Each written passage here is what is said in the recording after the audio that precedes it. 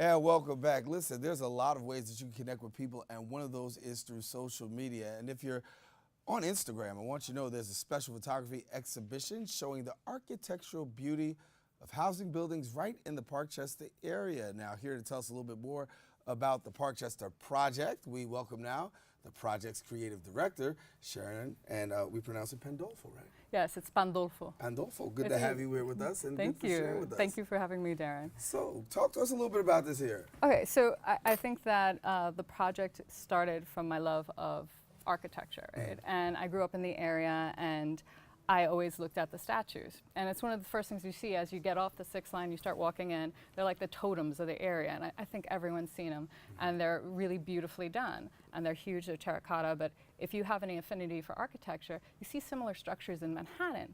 So as I started doing the photo essay, and then I put it on social media because I just felt it was a good venue for it. You want to have a discussion, you put it on social media, everyone will start looking at it. And I found that a lot of people were as nostalgic as I was. But then as I started to do research, what I found interesting was the history behind the entire area. Because although I grew up there, I didn't realize what Parkchester was and how long it had been around, and how it was constructed in the face of adversity, because it was constructed during World War II. You know, as you go and you look at all the pictures, you'll see that on occasion it'll have like fallout shelter. And I mean, we were just talking about, you know, politics, State of Union, everyone's talking about a war with Korea. And we have fallout shelters actually in that structure. And it was because it was constructed in the case of thinking of bombs and stuff because of World War II. Right. So the fallout shelter signs came out later because of the Cold War. But if I wasn't taking the photos and I wasn't really looking at the world around me, I wouldn't have noticed it. So let me bring the views into a bigger focus here. So you come out, you're looking across Parkchester, you're shooting, and you're seeing the beautiful architecture of Parkchester, and you say, hey, I want to share this with the mass people, and you share it on Instagram. And as it's on Instagram, obviously a lot of people have a lot of comments. What are you hearing about the photos, and what are you hearing about Parkchester? Well, you know what's really interesting is how many people will say, thank you so much for putting it up because my father worked there. And one woman wrote me at length because her father was a manager there during certain years. So she said, I'm gonna send you the photos because my dad has the pictures of the movie theater before it was converted into Marshalls. You know, for me, that was one of the biggest losses because, you know, industries come and go in America, and movie theaters were a huge deal in the 40s. And they constructed one of the largest theaters in the nation. You know, it was 2,000 seats. It was amazing, and then they made it into a Marshalls when they were redeveloping everything. I'm gonna let my producer, we're seeing some pictures now, and I'm gonna slow it up just a little bit so we can see some of the pictures that we're actually seeing. Let you tell us, walk us through this here. All right, so right now, that's one of the entryways, and that's terracotta sculptures, and this, I wouldn't necessarily credit to Joseph Kieslewski, but this is like a slice of American life right then and there. As you look at the ornate doorway, you have immigrants. So there you see the boat, and then you see workers, and one of them is actually a farmer, and then you see family as the center of it. So each of these doors, they're created whimsically, but they're also created with a message. I believe most of them are WPA artists that were contracted on the side of Joseph Kieslewski, who himself was actually an immigrant. His parents were immigrants, he was one of 9, and he went on to become this amazing, great American sculptor. And he was actually one of the main people that you hear about associated with these structures. Finding out a little bit about the history of Parkchester. Let's take a look at another picture here. I think we have a couple more that we wanted to show, and if not, we'll talk. But I think we have a couple more we can go back to and be able to take a look at. Okay, there it is right here. I'm seeing it on the screen. So all right, so right there you can see, this actually is at the theater and at the side. So once again, what's really cool about this is you see the male and the female. The man has a gun, the woman has a mic, and she actually is singing. And you see the notes on the side.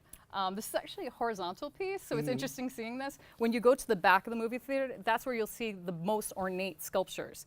You know, it has a Native American, you have a man who's speaking, I believe he's actually protesting. You have a Spanish woman in full dress, kind of like the emoji, like with her dancing. You have a toreador.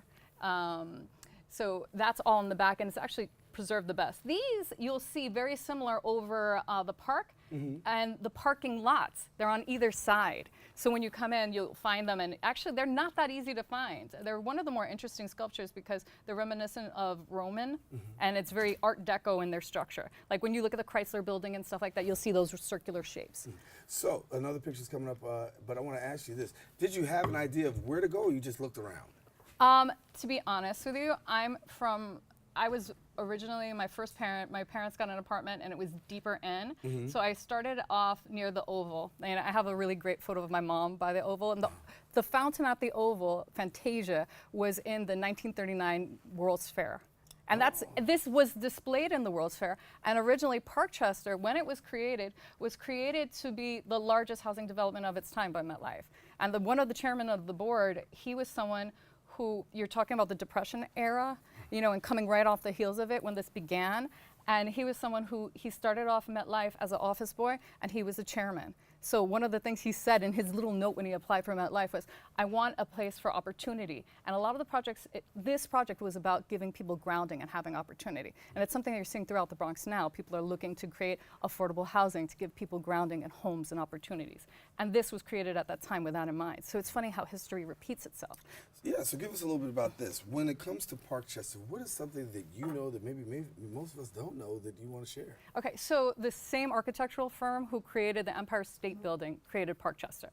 So that is a big deal. It's not just the structures themselves.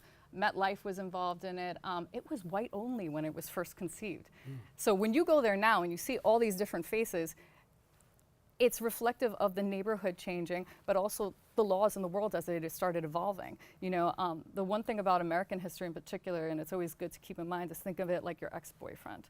You accept that this part of history occurred, but you don't necessarily have to respect it, but it's important to see that people learn their lesson and change, and you see that. Because 1968, they allowed African Americans to move in, it became a diverse neighborhood, and to this day, you still are catering to the middle class.